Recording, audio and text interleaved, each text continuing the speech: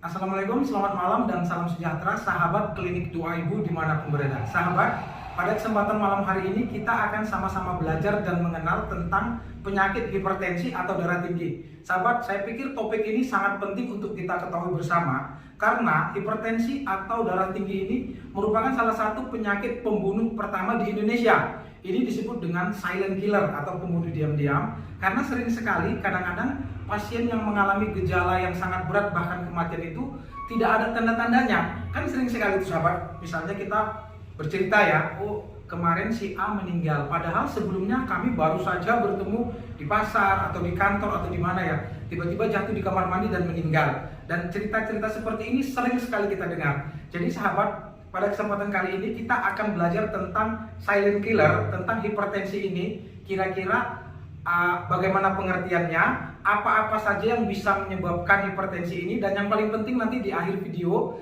kita akan sama-sama belajar bagaimana cara mencegah dan mengobati hipertensi. Jadi tonton video ini sampai selesai, semoga bermanfaat ya. Sahabat, hipertensi atau darah tinggi ini biasanya ditandai kalau tekanan darah itu 140/90 atau lebih. Dikatakan penyakit darah tingginya ini lumayan parah atau serius kalau tekanan darahnya itu sekitar 190 ke atas per 120 ke atas. Nah sahabat, kalau misalnya tekanan darah kita itu antara 120 sampai 140, ini sudah masuk dalam kategori prehipertensi atau hipertensi ringan. Jadi harus sudah hati-hati ya sahabat ya. Seperti saya katakan sebelumnya, hipertensi ini disebut dengan silent killer atau pembunuh diam-diam karena sering sekali penderitanya itu kadang tidak menyadari ya bahwasanya dia mengalami darah tinggi ini dan tiba-tiba saja jatuh dalam kondisi yang parah, misalnya stroke, misalnya serangan jantung ataupun kondisi-kondisi berat lainnya. Nah, beberapa target organ ya, kalau tekanan darah ini tidak dikendalikan, dia bisa menyerang otak sehingga menyebabkan stroke. Kalau dia menyebabkan pecah pada pembuluh darah jantung, dia menyebabkan serangan jantung, ataupun dia akan merusak pembuluh-pembuluh darah di ginjal sehingga si pasien itu bisa gagal ginjal. Nah, konsekuensinya kan berat ya, kalau stroke itu bisa lumpuh atau meninggal. Serangan jantung kita juga tahu ya, biasanya fatal, bisa sampai meninggal kalau tidak cepat ditolong. Bahkan cepat ditolong pun kadang-kadang kita sulit untuk menyelamatkan. Nah, kalau gagal ginjal ini lebih repot lagi. Kalau kena gagal ginjal itu sahabat, kita bisa sampai cuci darah. Nah, cuci darah ini kan biasanya permanen ya sahabat ya. Jadi itulah kenapa hipertensi ini merupakan salah satu kondisi kesehatan atau penyakit yang menurut saya harus benar-benar kita waspadai dari sekarang. Nah sahabat, kita akan masuk poin yang paling penting, pencegahan yang dapat kita lakukan ataupun hal-hal yang dapat kita lakukan untuk mengontrol tekanan darah ini menjadi lebih normal. Sahabat, ada sekitar 8 poin pencegahan atau pengobatan selain obat-obatan yang kita makan itu ya, untuk kita bisa mengendalikan darah tinggi ini.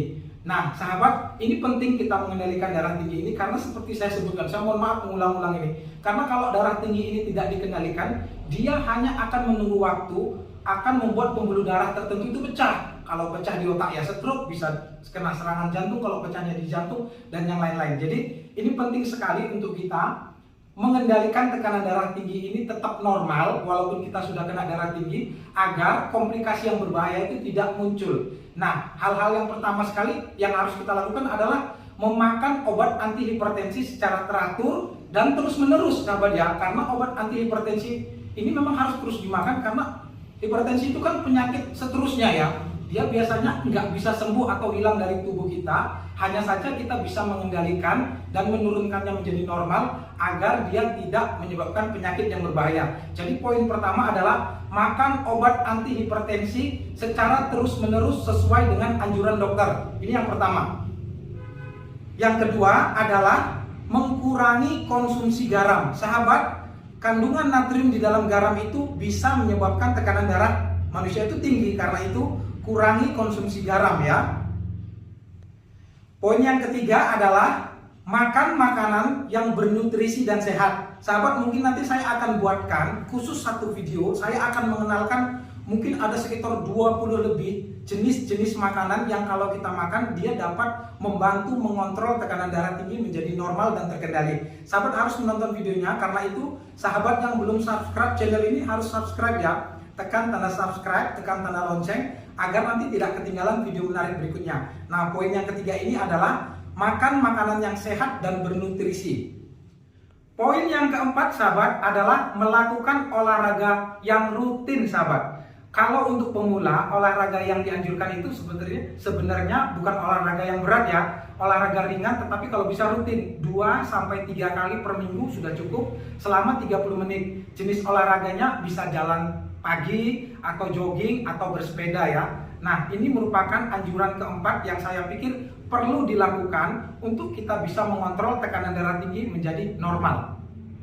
Nah, poin selanjutnya adalah menjaga berat badan ideal. Sahabat, berat badan yang berlebih atau dalam istilah medis yang disebut dengan overweight atau obesitas, ini memang sangat meningkatkan risiko pasien itu terkena penyakit-penyakit metabolik. Salah satu diantaranya adalah penyakit hipertensi ini. Karena itu penting bagi kita untuk menjaga berat badan ideal agar tekanan darah yang sudah tinggi tadi menjadi terkontrol atau supaya kita jangan sampai kena darah tinggi ya.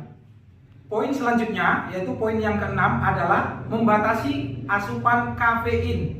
Beberapa jurnal kesehatan melaporkan asupan kafein atau kopi sekitar 4 cangkir atau lebih ini sangat signifikan akan menyebabkan risiko peningkatan tekanan darah. Karena itu, kalau kita memang kecanduan kopi atau suka minum kopi, setidaknya kita harus membatasi ya, jangan banyak-banyak, cukup 1 gelas sehari. Poin selanjutnya, yang ketujuh adalah berhenti merokok dan mengkonsumsi alkohol. Nah, alkohol dan rokok ini memang sangat berkaitan erat dengan penyakit-penyakit degeneratif ataupun kerusakan pembuluh darah. Nah, ini juga akan memicu tekanan darah tinggi menjadi lebih tinggi dan organ-organ tubuh itu menjadi gampang rusak karena tekanan darah tingginya sendiri. Karena itu, hentikan merokok, hentikan konsumsi alkohol.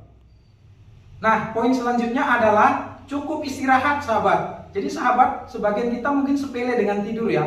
Padahal tidur itu merupakan salah satu kegiatan yang sangat menyehatkan. Dikatakan kita perlu tidur orang dewasa itu ya antara 7-9 jam untuk mencegah kita terkena penyakit-penyakit degeneratif seperti diabetes, seperti stres, seperti hipertensi ini contohnya. Jadi cukup istirahat ya sahabat ya. Nah, poin yang terakhir adalah pemantauan. Nah, pemantauan ini merupakan salah satu kegiatan yang juga sangat saya anjurkan. Karena biasanya orang yang menderita penyakit hipertensi ini karena dia merasa badannya nggak apa-apa, nggak merasa ada keluhan, dia malas tensi, malas mengukur tekanan darah. Tahu-tahu nanti tiba-tiba dia jatuh stroke atau jatuh kena serangan jantung. Nah, ini kan berbahaya. Karena itu penting sekali melakukan pemantauan rutin ya. Jadi kalau ada petugas kesehatan, ada puskesmas atau ada rumah sakit di dekat rumah, rutin melakukan pemeriksaan tekanan darah tinggi. Bila perlu pun harus belajar tensi sendiri dan beli alat tensi sendiri agar kita bisa mengukur tekanan darah setiap hari bila perlu. Kalau tekanan darahnya tinggi, maka mungkin kita harus berkonsultasi kepada dokter apakah obat darah tingginya perlu ditambah dosisnya atau ditambah kombinasinya, atau ada hal-hal lain yang mungkin kita kecolongan yang bisa menyebabkan tekanan darah tinggi itu meningkat. Nah, ini merupakan hal-hal yang harus kita lakukan. Sahabat, sebenarnya kami juga sudah membuatkan video ya, bagaimana cara membuat ramuan herbal berbahan dasar sayur-sayuran ataupun buah yang sangat bermanfaat ya. Di antaranya itu campuran antara timun, lemon, madu dan daun ketumbar kalau saya nggak salah. Nah, kita sudah membuatkan videonya. Nah, ramuan ini sangat bagus sekali untuk mengontrol tekanan darah tinggi, menurunkan kolesterol, membuat badan lebih langsing ya, dan membuat kesehatan lebih baik lah. Sahabat bisa menonton video cara membuatnya, gampang sekali ya. Saya sertakan nanti videonya di deskripsi ya. Cara membuat ramuan kesehatan untuk mengontrol tekanan darah tinggi dan kolesterol. Mungkin itu saja sahabat yang bisa saya sampaikan pada kesempatan malam ini. Semoga ada bermanfaat. Dan sahabat, kalau misalnya sahabat menganggap ada manfaat yang bisa diambil dari video ini, silahkan share video ini sebanyak-banyaknya agar manfaat tersebut bisa sampai ke lebih banyak orang ya. Terima kasih karena sudah menyaksikan sampai selesai. Assalamualaikum warahmatullahi wabarakatuh.